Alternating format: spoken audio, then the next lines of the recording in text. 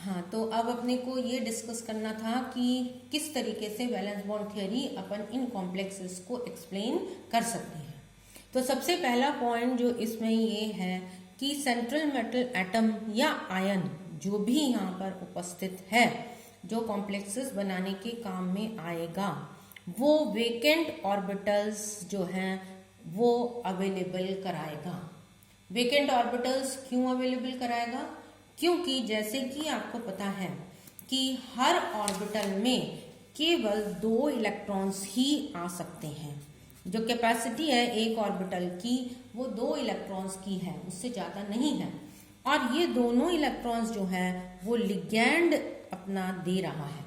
Ligand metal atom, जो metal और ligand का बंध है उसमें लिगैंड एटम दोनों इलेक्ट्रॉन्स देता है, इसलिए इसको दाता बोलते हैं। और ये दोनों इलेक्ट्रॉन्स जो हैं ये मेटल और लिगैंड के बीच में शेयर्ड होते हैं।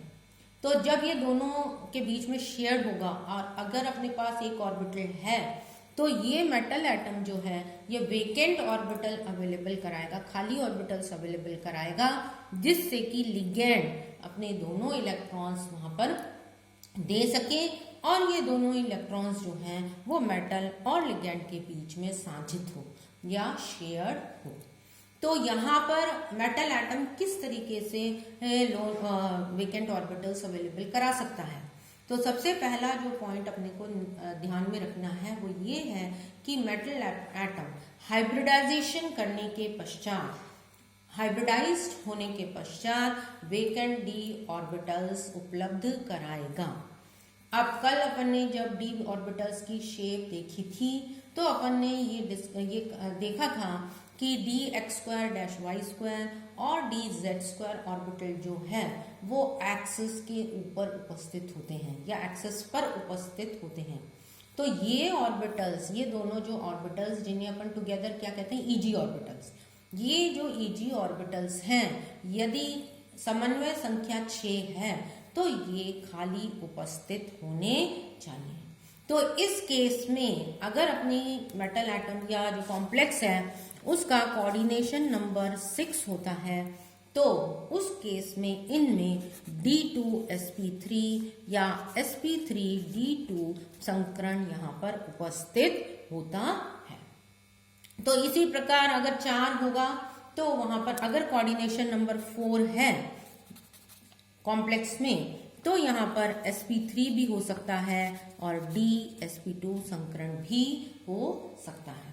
तो इन ऐसे केसेस के लिए अपने को अलग अलग ऑर्बिटल्स या अलग अलग डी ऑर्बिटल्स जो हैं वो वेकेंट यहाँ पर उपस्थित होने चाहिए।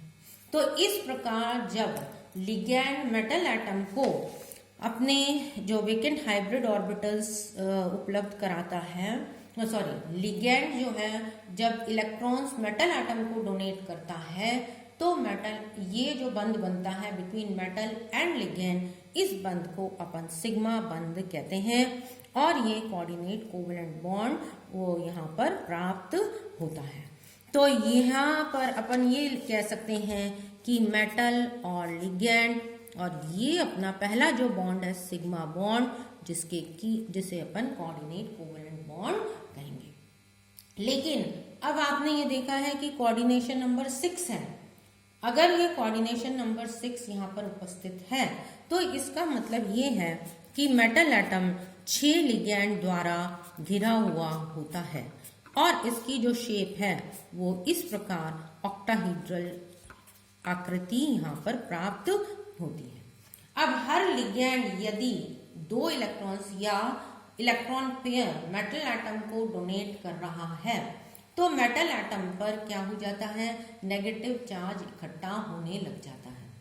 और यदि ये 6 लिगैंड्स अपन ने जो बनाई हैं ये 6 इलेक्ट्रॉन्स मतलब अपना lone pair of electron metal को देंगे तो मेटल पर बहुत ज्यादा नेगेटिव चार्ज इकट्ठा हो जाएगा। लेकिन इन कॉम्प्लेक्सेस में जनरली ये देखा गया कि जो कॉम्प्लेक्स बनता है उस पर मेटल एटम के ऊपर बहुत ज्यादा चार्ज उपस्थित नहीं होता।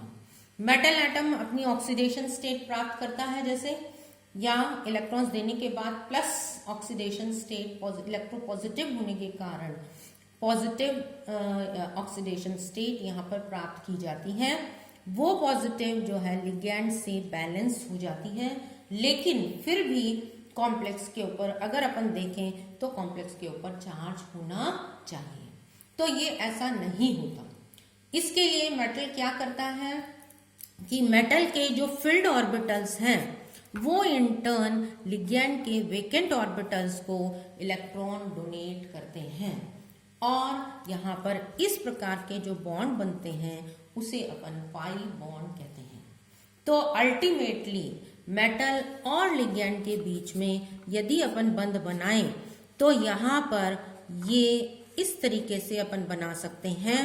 जब लिगैंड मेटल एटम को देगी तो अपना सिग्मा बॉन्ड बनेगा, और जब मेटल एटम लिगैंड को इलेक्ट्रॉन्स देंगे तो अपन को पाई बॉन्ड यहाँ पर फॉर्म होगा। तो इस पाई बॉन्ड के फॉर्मेशन से क्या होता है, मेटल एटम पर जो नेगेटिव चार्ज इकट्ठा हुआ है वो किसके ऊपर विस्तृत या फैल जाता है, लिगैंड एटम के और मेटल एटम के बीच में फैल जाता है, और इस तरीके से इनका जो क्या कहते हैं नेगेटिव चार्ज का जो इकट्ठा होना है वो डिस्ट्रीब्यूट हो जाता है, और कॉम्प्लेक्सेस जो हैं वो स्टेबल बन जाते हैं। तो इस प्रकार का जो बॉन्ड बनता है उसे अपन पाई बॉन्ड कहते हैं, या इसको बैक बॉन्ड भी कहा जाता है। तो मेटल एटम के जो सूटेबल ऑर्बिटल्स हैं, जो कि फिल्ड ऑर्बिटल्स हैं, डी ऑर्बिटल्स, ये vacant orbitals of ligand atom के जो खाली ऑर्बिटल्स हैं उसके साथ ओवरलैप कर लेते हैं और इलेक्ट्रॉन्स का साझा हो जाता है। इलेक्ट्रॉन्स तो यहाँ पर इतने इंपॉर्टेंट नहीं है क्योंकि यहाँ पर हाइब्रिडाइजेशन हो रहा है। तो सॉरी, मेटल एटम में हाइब्रिडाइजेशन हो रहा है, उसकी कोई वो उसमें नहीं लेना है, लेकिन ये मेटल और लिगैंड के जो ऑर्बिटल्स हैं वो ओवरलैप करते हैं और इलेक्ट्रॉन्स का शेयरिंग यहाँ पर करते हैं। तो इस तरीके से मेटल एटम पर जो नेगेटिव चार्ज है वो रीडिस्ट्रीब्यूट हो जाता है। तो ये रीडिस्ट्रीब्यूशन या स्टेबिलिटी ऑफ कॉम्प्लेक्सेस के लिए अपन दो रीजंस बताते हैं। एक दो बैक बॉन्डिंग रीजन जो कि अभी मैंने बताया, और दूसरा इलेक्ट्रोनेगेटिविटी वाला रीजन। तो ये अपन कैसे स्टेबिलिटी प्राप्त होती है वो अपन नेक्स्ट टर्न पर डिस्कस करेंगे।